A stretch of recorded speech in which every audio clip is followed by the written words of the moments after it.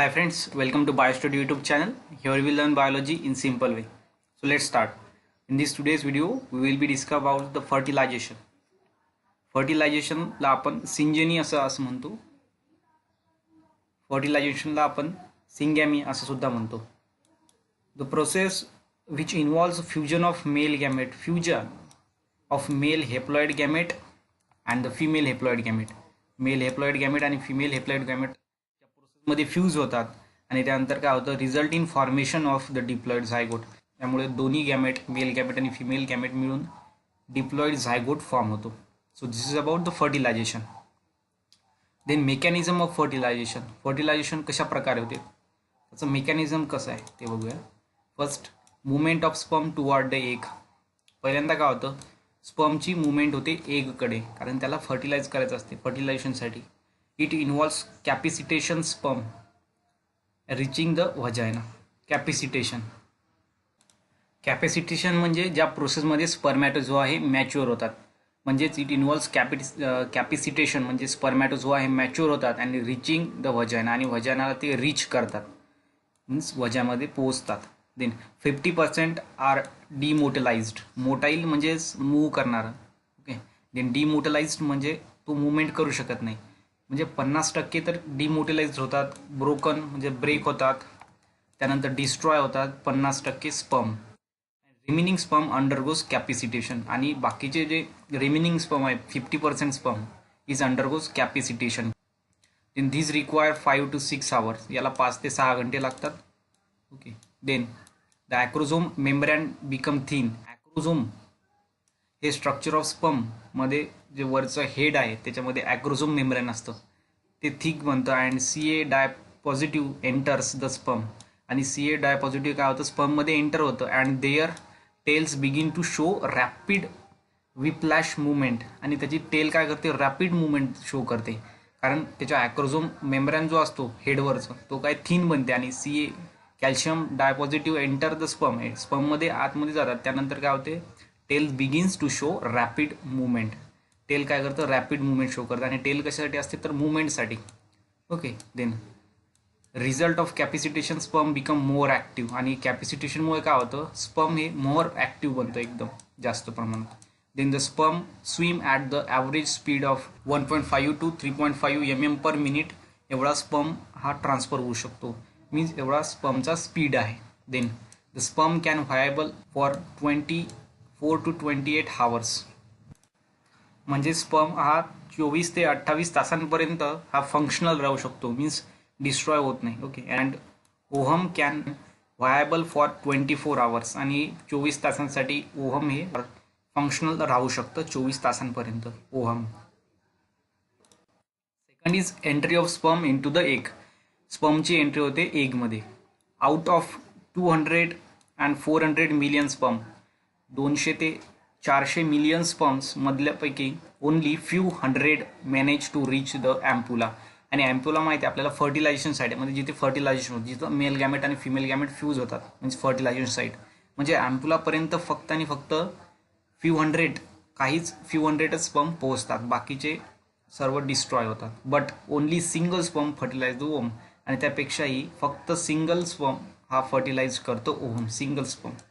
Then the sperm after reaching the ovum its acrosome. नंतर sperm काय करतं ओव्हमला reach करतं मीन्स म्हणजे तिथं पोहोचतं. Okay. Ovum its acrosome. Acrosome जो हेडचा पार्ट आहे हेडच्या तिथं असतो. ओके. Release lysin. लायसिन म्हणजे ब्रेकडाऊन करण्याचं enzyme. Okay. And break down the layer of egg. एगच्या आणि ओव्हमच्या लेअरला ब्रेक करतं कारण त्याच्यामध्ये ॲक्रोझोम आहे ना ॲक्रोझोममध्ये काय लायसिस एन्झाईम म्हणजे ब्रेकडाऊन करणारे एन्झाईम्स आहेत आणि फर्टिलाइज द ओव्हम. त्यामध्ये महत्त्वाचं आहे ॲक्रोझोम रिॲक्शन म्हणजे ॲक्रोझोममध्ये कशी रिॲक्शन होते ॲक्रोझोमची त्या ओव्हमसोबत. The sperm head touches the zona pellucida. Zona pellucida ही लेअर आहे ओव्हमची. Its acrosome covering rupture. Mitochondria आहे त्याची काय होते ॲक्रोझोम कव्हरिंग रप्चर होते आणि to release the lytic enzyme. आणि ते रिलीज करतात लायटिक एन्झाईम आणि लायटिक एन्झाईम म्हणजेच ब्रेकडाऊन करणारे enzyme. This cause egg reaction. इथं एग रिॲक्शन होते and cone of the receptive is form. आणि काय होतं कोन फॉर्म होतं cone of reception and cone of reception is form. Reception म्हणजे रिसिप्ट करणारा कोन फॉर्म होतो ओवममध्ये, कारण स्पर्मला रिसिप्ट करायचं असते, is form on the egg membrane. एगच्या मेम्ब्रॅनवर काय फॉर्म होतं, cone of reception.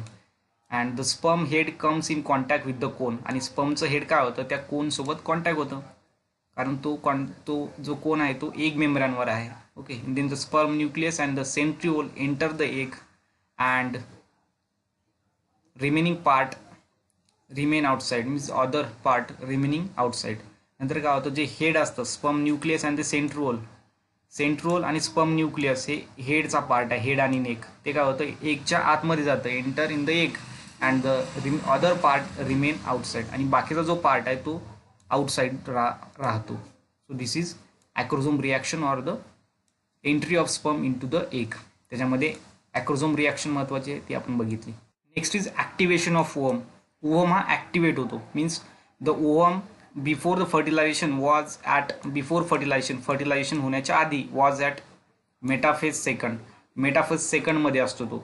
And with contact with the sperm head, आणि स्पर्म हेडच्या जेव्हा कॉन्टॅक्टमध्ये येतं, and vitelline membrane of egg, आणि व्हिटेलाइन मेम्ब्रेनसुद्धा त्या स्पर्मचा एगचा कॉन्टॅक्टमध्ये येतं स्पर्मच्या. Then it activated to resume and complete its meiosis second. कारण इथं काय होतं, नंतर मिओसिस सेकंड कम्प्लीट होतं. जेनेसिसमध्ये आपण बघितलं होतं की मिओसिस फर्स्ट हे फिमेल बॉडीमध्ये होतं आणि मिओसिस सेकंड होतं फर्टिलायझेशनच्या टाईमला, मीन्स ॲक्टिवेशन ऑफ ओवम. त्यामुळे मिओसिस सेकंड इथं फॉर्म होतं आणि एक ओव्हम फॉर्म होतो. With its give out the second polar body होते form and a true ovum, आणि एक ओवम फॉर्म होतो.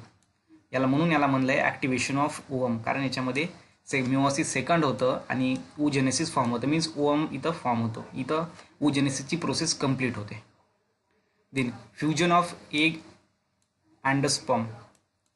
The covering of the male female pronuclei degenerate means destroy होता. And allowing the chromosomal pairing, आणि chromosomal pairing होते त्याच्यामध्ये allow करतात, means होऊ देतात. This result in the formation of synkaryon. आणि सिनकॅरियॉन म्हणजे न्यूक्लियस, आणि सिनकॅरियॉन म्हणजे दोन न्यूक्लियस मिळून फॉर्म झालेला न्यूक्लियस, त्याला आपण म्हणतो synkaryon. And by the process of syngamy, आणि सिंगॅमीमुळे होतं, कारण की सिंगॅमीमध्ये male gamete female gamete fuse होतं, आणि both nucleus, male gamete nucleus and the female gamete nucleus fuse together and form synkaryon. Proximal centriole जे स्पर्मच्या नीक रिजनमध्ये असतं.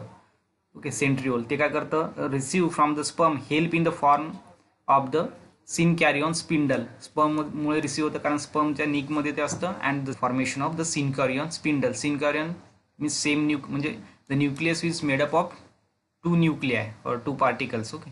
Female nuclei and male nuclei fuse together and form synkaryon. Spindle form करण्यासाठी help करत आहे. And the cleavage of the cell in to blastomere, आणि cell ही ब्लास्टोमरमध्ये कन्वर्ट करण्यासाठी म्हणजे क्लेवेज करण्यासाठी हेल्प करतं. आता बघूया शॉर्टमध्ये मेकॅनिझम ऑफ फर्टिलायझेशन. याच्यामध्ये फर्स्ट पॉईंट आपण बघितला आहे, movement of sperm toward egg. याच्यामध्ये स्पर्मची मुवमेंट एगकडे. याच्यामध्ये कॅपॅसिटेशन होतं. Then 50% sperm are destroyed and required 5 to 6 hours. ज्यामध्ये 5 ते 6 तास लागतात. कॅपॅसिटेशन म्हणजेच प्रोड्युसिंग द फंक्शनल स्पर्म्स, त्याला आपण म्हणतो ॲक्टिव्ह स्पर्म ज्याच्यामध्ये प्रोड्यूस होतात, त्यालाच आपण कॅपॅसिटेशन असं म्हणतो. Then entry of sperm into the egg. Next process आहे entry of sperm into the egg. Entry of sperm into egg, त्यानंतर काय होतं, स्पर्मची एंट्री होते एगमध्ये. पहिलं काय होतं, movement of sperm toward egg, entry of sperm into the egg.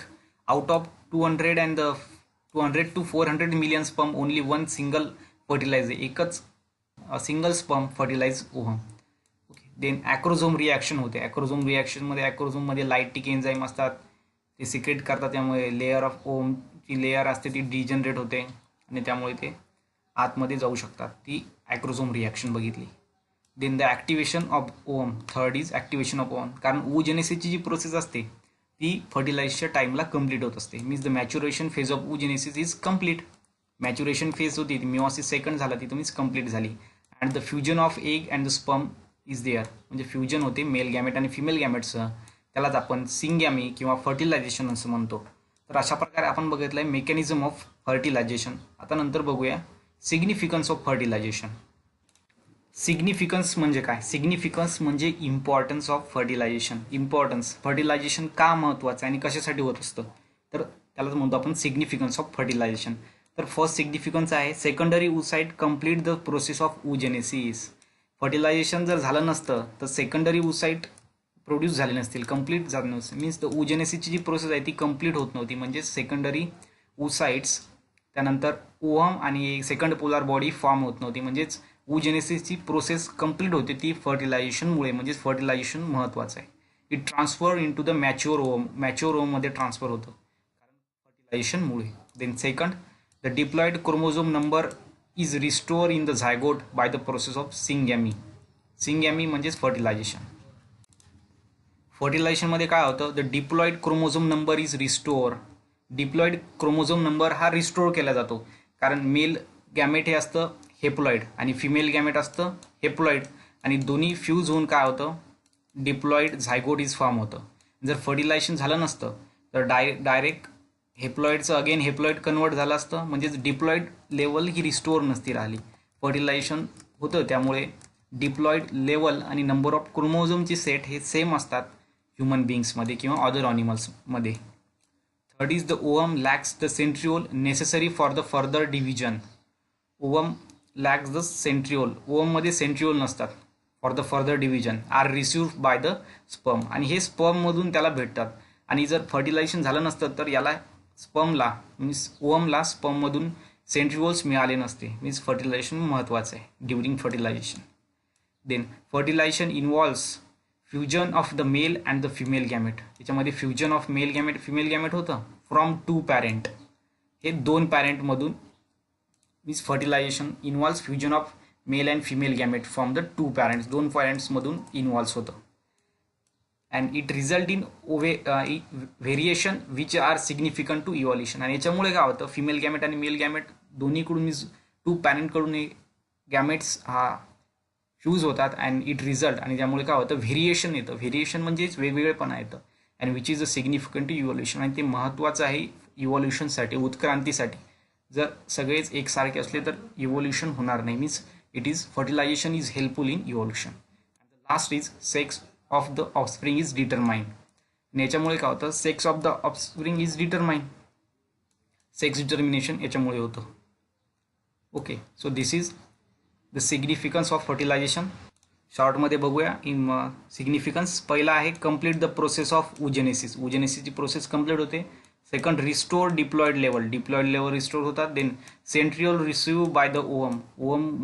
ओवमला centriole मिळतात कारण स्पर्ममधून फर्टिलायझेशनमुळे फक्त. आणि अँड व्हेरिएशन एक्झिस्ट. व्हेरिएशन म्हणजेच बदल, चेंजेस एक्झिस्ट आहे, आणि तेच इम्पॉर्टंट फॉर इव्हॉल्युशनसाठी इम्पॉर्टंट. आणि लास्ट आहे सेक्स डिटर्मिनेशन. सेक्स डिटर्मिनेशनमध्ये मीन्स मेल सेक्स क्रोमोझोम आणि फिमेल सेक्स क्रोमोझोम कंबाईन होतात, आणि त्याच्यामुळे आपण सांगू शकतो की female body means 46 chromosome is there. Is 45 plus XX is female and the 45 plus XY is a male. Means sex determination is possible because of fertilization. So this is about the significance of fertilization. राहिलेला जो second चॅप्टरचा part आहे तो आपण next व्हिडिओमध्ये बघूया. Please subscribe our channel for more videos. Thank you so much.